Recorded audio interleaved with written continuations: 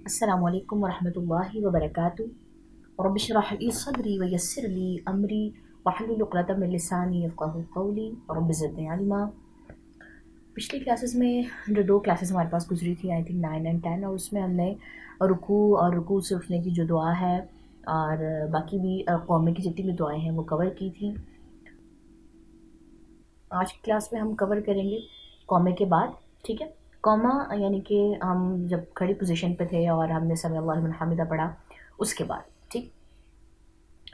پھر اللہ اکبر کہیے اور سجدے میں جانے کے لیے پہلے دونوں ہاتھ زمین پر رکھیں اور اس کے بعد گھٹنے۔ یہ بہت اہم پوائنٹ ہے۔ بہت سے لوگ پہلے گھٹنے زمین پہ رکھتے ہیں اور بعد میں ہاتھ۔ یہ غلطی ہے، مسٹیک ہے بہت بڑی۔ سب سے پہلے زمین پہ دو ہاتھ رکھے جاتے ہیں اور بعد میں گھٹنے لگائے جاتے ہیں۔ سنن ابی داؤد کی حدیث نمبر 840 ہے۔ سب لوگ اپنی نمازوں کا جائزہ لینے کے بعد اس چیز کو درست کر لیں اگر درست نہیں ہے۔ کلیئر ہوگی بات؟ نیکسٹ ہے جی ہمارے پاس سجدے میں اپنی پیشانی اور ناک زمین پر ٹیک دیں۔ سجدے کی حالت میں اپنی پیشانی یعنی کہ اپنا ماتھا اور ناک زمین پر لگنی چاہیے۔ یہ دو چیزیں زمین پر لگنی چاہیے، ٹھیک ہو گیا۔ یہ صحیح بخاری کی حدیث نمبر 812 ہے۔ نیکسٹ ہے جی ہمارے پاس اب سجدے کا طریقہ۔ آج سارے سوال جو ہیں وہ کلیئر ہو جائیں گے۔ سجدہ کیسے کرنا چاہیے، اس کا طریقہ کیا ہے، کس رخ کو ہوتا ہے، کیا مردوں کا سجدہ اور ہے، کیا عورتوں کا سجدہ اور ہے، ٹھیک ہے۔ بہت سے سوالات ہیں، انشاءاللہ تعالی اللہ تعالی ہمارا شرح صدر کرے، ہمارا سینہ کھل جائے اور ہمارے یہ جو کنفیوژنز ہیں یہ ساری جو ہے وہ دور ہو جائے۔ سب سے پہلی بات، سجدہ ٹوٹل 7 ہڈیوں پہ ہوتا ہے، 7 اعضاء پہ ہوتا ہے۔ اپنے 7 اعضاء پورے کر لیں، ساری کنفیوژن دور ہو جائے گی۔ پہلا پیشانی، اس میں ناک اور ابھرا ہوا حصہ شامل ہے۔ ابھرا ہوا یہ جو ماتھا ہے اس کی بات ہو رہی ہے۔ یہاں پہ آپ کو یہ نشان بھی نظر آ رہا ہے، تھوڑا سا اس کو زوم کر دیتی ہوں۔ یہ دیکھیے ماتھا اور ناک ایک ہڈی کاؤنٹ ہوگا کیونکہ یہ پورے اس طریقے سے آ رہا ہوتا ہے۔ ایک نمبر 2 اور 3 پہ دونوں ہاتھ، رائٹ اینڈ لیفٹ، دونوں ہاتھ، ٹھیک ہے۔ 4 اور 5 دونوں گھٹنے، دونوں گھٹنے جو ہیں 4 اور 5 پہ، 5 ہڈیاں ہو گئی۔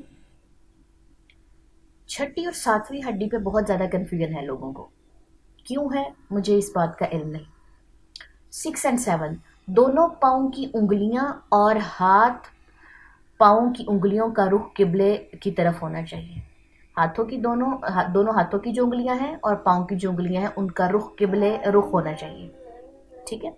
تو پاؤں کی یہ والی انگلی، رائٹ سائڈ کی یہ والی انگلیاں اور لیفٹ سائڈ کی انگلیاں اس طریقے سے فولڈ ہوں قبلے کی طرف، بالکل سٹریٹ کھڑی بھی نہیں کرنی، فولڈ ہونی چاہیے، ٹھیک ہے۔ اور پیچھے سے دونوں ایڑیاں جو ہیں وہ آپس میں جڑی ہونی چاہیے۔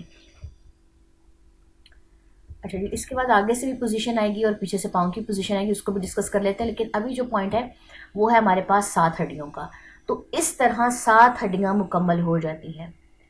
وہ بات کہ ایک پاؤں سائڈ پہ عورتیں نکالیں گی، جھک کے سجدہ کریں گی، اس طریقے کی کوئی بات نہیں آپ پڑھیں گے، کیونکہ اس طرح جو بھی ڈیفرنٹ بکس میں ہم پڑھ رہے ہوتے ہیں کہ جی پاؤں باہر کو نکالا، اس میں 7 ہڈیاں پوری نہیں ہوتی۔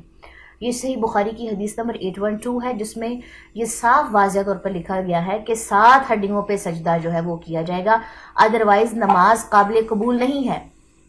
ایک انسان 60 سال تک نماز پڑھتا رہا لیکن اس کے سجدے اور اس کے رکوع درست نہیں تھے، تو رسول اللہ صلی اللہ علیہ وسلم نے فرمایا کہ اس بندے کی نماز قبول نہیں ہوئی، کیونکہ اس کا رکوع اور اس کا جو سجدہ ہے وہ درست نہیں ہے۔ آگے ہے جی ہمارے پاس تھوڑا سا ہم آگے سے بھی پوزیشن دیکھیں گے اور پیچھے سے پاؤں کی۔ ابھی تک بھی ہمارا سجدہ ہی چل رہا ہے۔ دونوں ہاتھ زمین پر کانوں کے برابر رکھیں، ٹھیک ہے۔ یہ کان ہے اور اس کے برابر انگوٹھا دیکھ لیجئے کانوں کے برابر آ رہا ہے، اور کوہنیوں کو زمین سے اور اپنی جسم سے دور رکھیں۔ 2 پوائنٹ ہیں، زمین پہ بھی نہیں لگانی۔ کیا کہا گیا ہے؟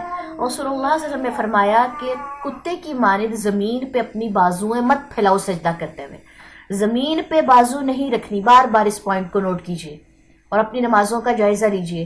کیا میری کوہنیاں زمین پہ کتے کی مانند پڑی ہوئی ہیں، ٹھیک ہے؟ اور اس کو اپنے پہلوؤں کے ساتھ بھی نہیں جوڑنا، اپنی کمر کے ساتھ بھی اس کو نہیں جوڑنا، یہ جو سائڈ پہ پسلیاں ہوتی ہیں اس کے ساتھ بھی نہیں جوڑنا، اس کو جسم سے بھی دور رکھنا ہے، بالکل وی بننا چاہیے اس طرح. اور جماعت کی صورت میں ہاتھ اس انداز سے رکھے کہ ساتھ والے نمازی کو تکلیف نہ پہنچے. سنن ابی داؤد اور صحیح مسلم کی حدیث نمبر دیکھ لیجیے. اب ہے جی بیک سائڈ، انگلیاں فولڈ، یہ پوائنٹ آپ لوگ نوٹ کیجئے گا. دونوں پاؤں زمین پر کھڑے رکھیں، دونوں ایڑیاں باہم ملائیں. اب زمین پہ پاؤں کھڑے ہیں، دونوں ایڑیاں آپس میں ملی ہوئی ہیں اور انگلیوں کو موڑ کر ان کا رخ قبلے کی طرف کر لیں. کلیئر ہوگی بات؟ صحیح بخاری حدیث نمبر، صحیح مسلم کی حدیث نمبر اور ابن خزیمہ کی حدیث نمبر، یہ سب چیزیں جو ہے وہ پڑھ لیجیے. یہ ہے جی ہمارے پاس سجدے کی درست پوزیشن. پاؤں کا دیکھ لیجیے، اپنے پاؤں آج کی نماز میں آپ لوگوں نے چیک کرنے ہیں. فرسٹ سائڈ دیکھ لیجیے، کانوں کے برابر آپ کے ہاتھوں کی پوزیشن ہو، کوہنیاں جو ہے وہ زمین پہ نہ پڑی ہوئی ہوں اور نہ ہی پہلوؤں کے ساتھ جڑی ہوئی ہوں. ٹھیک ہے. اس کے بعد 7 ہڈیوں کا سجدہ. سب پوائنٹ جو ہے اس کو باری باری آج کی نماز میں اپنے جو ہے وہ آپ لوگوں نے کلیئر کرنے ہیں. اس کے بعد سجدے میں کیا پڑھا جاتا ہے ابھی اس بک سے دیکھ لیتے ہیں اور بعد میں جو باقی تسبیحات ہیں وہ بھی دیکھیں گے. سبحان ربی العلی، پاک ہے میرا رب جو سب سے بلند ہے. سنن ابی داؤد کی حدیث نمبر 870. یہ تسبیح کم از کم 3 بار پڑھیں اور اس سے زیادہ بھی بار پڑھی جا سکتی ہے. باقی جو انشاءاللہ تعالیٰ نیکسٹ کلاس میں ہم سجدے کی حالت میں جتنی بھی تسبیحات پڑھی جا سکتی ہیں وہ ڈسکس کریں گے. پارٹ 2 ہوگا اس کا سجدے میں پڑھی جانے والی دعاؤں کا. چلو جی، سبحانک اللہم و بحمدک، اشہد ان لا الہ الا انت، استغفرک و اتوب الیک. السلام علیکم ورحمۃ اللہ وبرکاتہ.